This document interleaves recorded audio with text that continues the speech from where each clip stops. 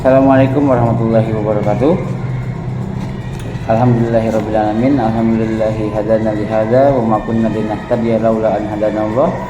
Asyhadu an la ilaha illallah wa asyhadu anna Muhammadan abduhu wa rasuluhu. La nabiyya wa la rasula ba'dah, amma ba'du. Alhamdulillah, segala puji bagi Allah Subhanahu wa taala yang telah memberikan kita nikmat iman, nikmat Islam dan nikmat ihsan sehingga kita masih bisa berdiri sehat, sehingga kita masih bisa berdiri tegak di hari ini. Alhamdulillahirabbil.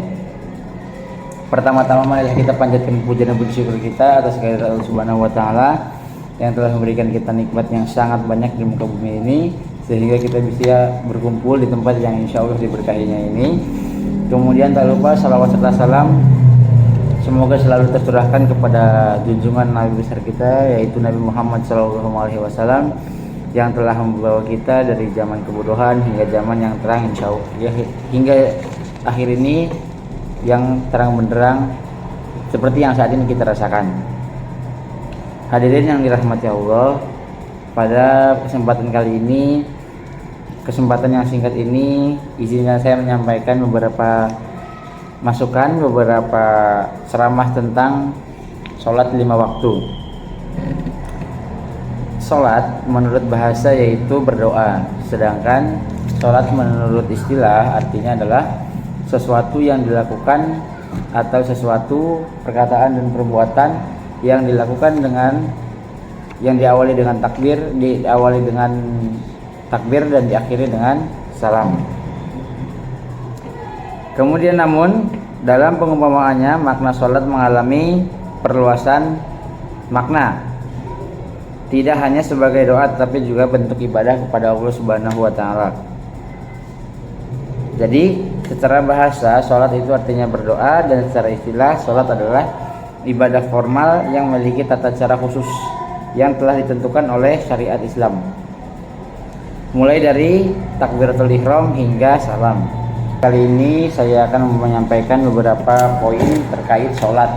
Yang pertama yaitu perintah dan kedudukan sholat.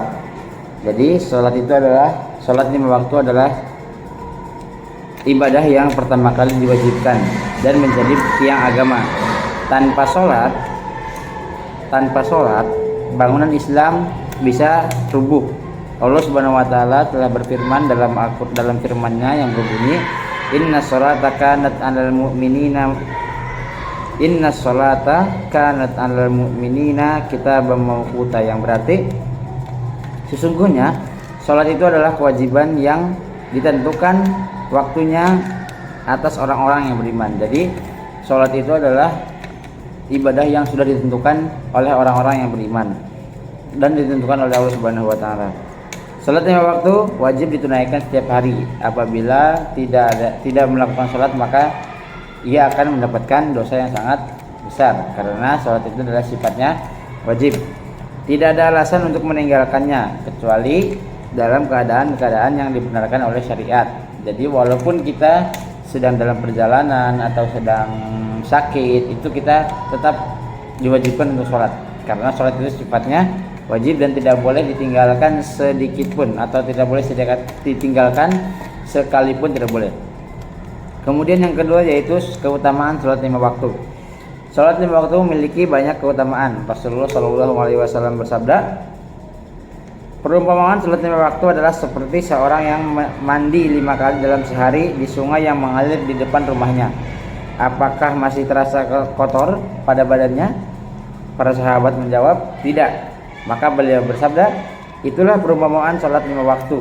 Allah menghapus dosa-dosa dengan sebab sholat itu. Jadi apabila kita selalu melaksanakan sholat 5 waktu, sama saja seperti kita mandi 5 kali dalam sehari di sungai yang airnya mengalir deras di depan rumah. Kemudian subhanallah, betapa besar rahmat Allah Subhanahu wa taala. Dengan sholat 5 waktu, dosa-dosa kecil kita diampuni, hati-hati kita dibersihkan, dan iman kita diperkuat oleh Allah Subhanahu wa taala. Poin yang ketiga yaitu akibat meninggalkan sholat.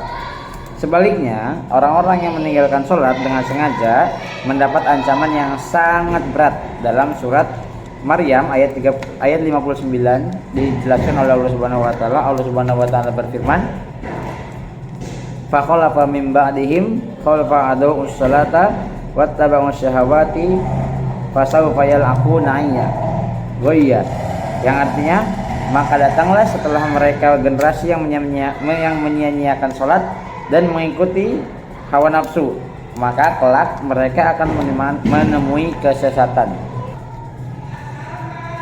Dan dalam hadis Rasulullah SAW juga bersabda, perjanjian antara kami dan mereka adalah salat. Barang siapa yang meninggalkannya maka ia telah kafir. Jadi barang siapa yang meninggalkan salat maka sama saja dia telah menjadi seorang yang kafir atau kufur. Hadis riwayat Tirmizi hasan sahih. Saudara-saudaraku yang dirahmati Allah, mari kita jadikan salat 5 waktu sebagai prioritas kita, prioritas utama dalam hidup, bukan sekedar kewajiban tapi juga kebutuhan rohani. Jangan menunda salat, jangan malas dan jangan tinggalkan, karena salat adalah bukti keimanan kita kepada Allah Subhanahu wa taala. Semoga kita semua termasuk orang-orang yang istiqomah dalam menegakkan salat dan mendapatkan syafaat serta ridha Allah Subhanahu wa taala di dunia dan di akhirat nanti. Terakhir, Allah Subhanahu wa taala berfirman, wa aqimus sholata dzikra, dan dirikanlah salat untuk mengingatku. Dalam Quran surat Toha ayat 14. Demikian ceramah yang bisa saya sampaikan, ceramah singkat yang bisa saya sampaikan. Kurang lebihnya mohon maaf. Apabila ada kesalahan itu datangnya dari saya, dan apabila ada kelebihan itu datangnya dari Allah Subhanahu wa taala. Terima kasih. Wassalamualaikum warahmatullahi wabarakatuh.